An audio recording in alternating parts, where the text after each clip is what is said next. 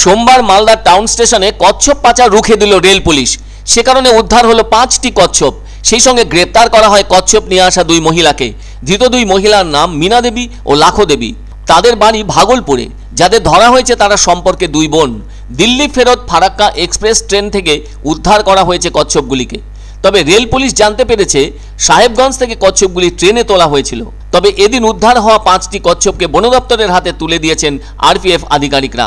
এ ব্যাপারে রেল পুলিশের অনুমান, ধৃত 2 মহিলা কচ্ছপ পাচারের ক্যারিয়ার।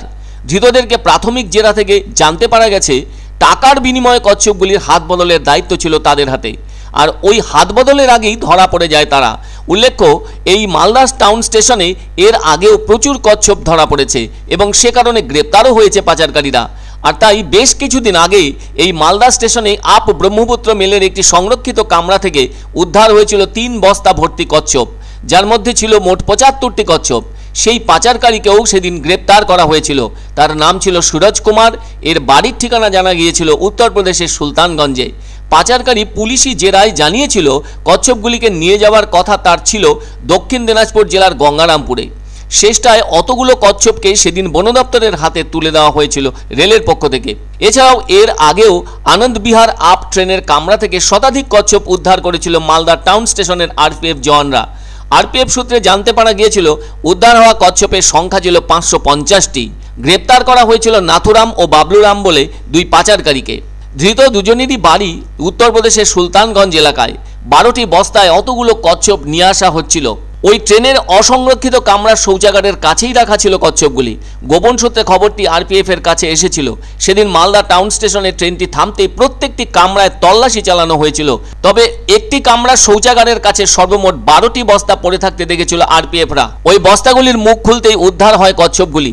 এতে 2 জন ধরাও পড়ে, বাকিরা কিন্তু পালিয়ে গিয়েছিল বলে অনুমান পুলিশের। সেদিন অতগুলো কচ্ছপ উদ্ধারের ঘটনায় ওখানে উপস্থিত হয়েছিলেন পূর্ব রেলের মালদা ডিআরএম, আরপিএফ এর ডিভিশনাল কমান্ডেন্ট, আরপিএফ ইন্সপেক্টর সহ অন্যান্য উচ্চপদস্থ পুলিশ কর্তারা। তবে অতগুলো কচ্ছপ ঠিকঠাক মতো বন দপ্তরের হাতেও তুলে দেওয়া হয়েছিল রেলের পক্ষ থেকে। এদিকে শুধু যে ট্রেনের ভেতর থেকেই কচ্ছপ উদ্ধার হয়ে থাকছে তাই নয়, অন্যান্য জায়গা থেকেও কচ্ছপ উদ্ধারের ঘটনার খবর মিলে থাকছে। অনেক আগে উত্তর 24 পরগনার ভারত বাংলাদেশ সীমান্তবর্তী স্বরূপনগরের চারঘাট এলাকা থেকে উদ্ধার হয়েছিল 550-র মতো বিরল প্রজাতির কচ্ছপ।